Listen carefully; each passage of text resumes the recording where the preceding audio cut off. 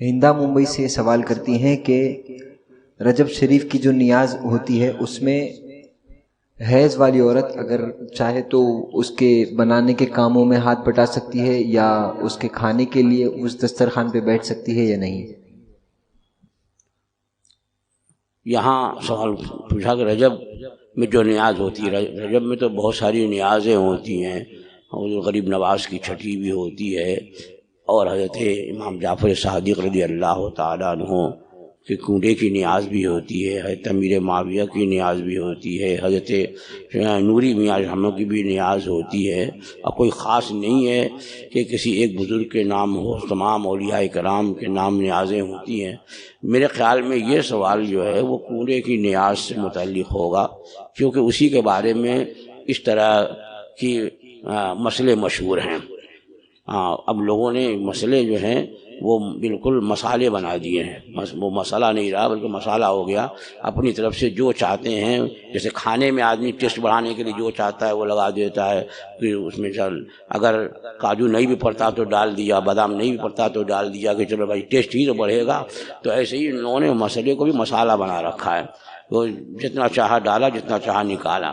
تو اب اس میں کنڈے کی نیاز کے بارے میں ایسے مسئلے کر لیے کہ جہاں پکے وہیں رکھا جائے، وہیں نیاز ہو، وہیں بیٹھ کے کھاؤ، وہیں بیٹھ کے ہاتھ دھلو، اور وہاں سے کچھ مت لے جاؤ، کسی اور کو مت دو، اور جو شام سے پہلے کھا لیں ٹھیک ہے، نہیں تو سب اٹھا کر کے دریا میں ڈال دو، اور جو مٹی کا برتن ہے اس کو بھی پھینک دو، توڑ دو۔ یہ سب خرافات، اور اس میں بعض باتیں تو ناجائز و حرام ہیں۔ اس لیے ایک تو نیاز اور جا کر کے پھینک دیا اسے، وہ غذا ہے، وہ اللہ تعالیٰ کا دیا ہوا رزق ہے، اس کا احترام کرو۔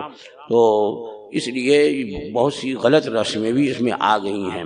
پھر یہ کہ اس میں حیض و نفاس والی عورتیں نہیں کھا سکتی، پکانے کی بات تو دور کی رہی، پکانے کے تو اس کے قریب بھی نہیں ان کو آنے دیتے ہیں۔ تو یہ سب باتیں ہیں، حالانکہ شرعاً اس طرح کی کوئی بات نہیں ہے۔ اس لیے کہ وہ اگر عورت ایسے حالت میں ہے کہ وہ نماز نہیں پڑھ سکتی ہے، حیض یا نفاس سے ہے، تو یہ تھوڑی ہے کہ وہ سراپا جو ہے وہ نجاست بن گئی ہے کہ اب وہ نیاز پکا دے تو وہ بھی ناپاک ہو جائے۔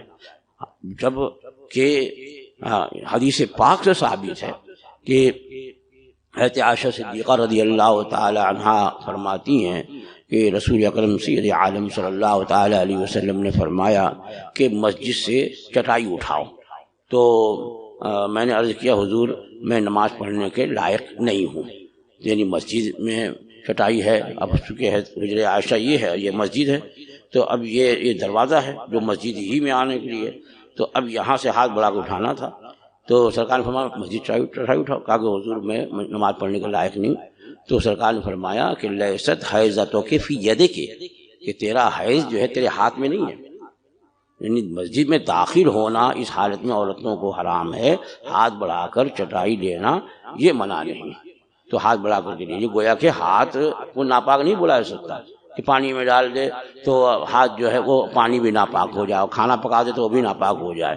اگر ایسے ہی ہوگا تو پھر بعض عورتیں جو ہیں وہ 7 دن کے بجائے پورے 10 دن تک جو ہے بولیں گے کہ بھئی ہم تو ناپاک ہیں، تاکہ کھانا ہی نہ بنانا پڑے، کیونکہ کوئی بنوائے گا ہی نہیں کہ ناپاک ہو جائے گا، پھینکنا پڑے گا۔ تو یہ ناپاک تو ہے ہی، آپ بھی جانتے ہو۔ پھر نیاز ہی کے لیے کیوں تخصیص؟ رسول اکرم سید عالم صلی اللہ تعالی علیہ وسلم کے جسم اطہر سے بڑھ کر کے زمین و آسمان میں کوئی مقدس چیز نہیں ہے، اور نہ اتنی پاکیزہ کوئی چیز اللہ نے بنائی ہے۔ اور خود حضرت عائشہ صدیقہ رضی اللہ تعالی عنہا فرماتی ہیں کہ جب رسول اکرم صلی اللہ تعالی علیہ وسلم اعتکاف میں ہوتے مسجد میں، تو اعتکاف کی حالت میں سرکار میرے حجرے کی طرف اپنا سر مبارک نکال دیتے، اور میں حضور کا سر مبارک دھوتی، حالانکہ میں حیض سے ہوتی تھی۔ سبحان اللہ، سبحان اللہ۔ تو اب یہ کون سی ایسی نیاز ہے جو میرے آقا صلی اللہ تعالی وسلم کو سر اقدس اور بال مبارک سے بڑھ کر کے ہوگی؟ دنیا، زمین و آسمان، عرش و کرسی سب سے بڑھ کر میرے آقا صلی اللہ تعالی علیہ وسلم کی ذات اقدس جس میں تو ہے، آپ کا ایک ایک بال مبارک بھی جو ہے وہ ایسا نہیں ہے کہ زمین و آسمان میں کوئی اس دولت کے برابر کوئی دولت ہو۔ تو بہرحال یہ سب بہت سے مسئلے گڑے گئے ہیں.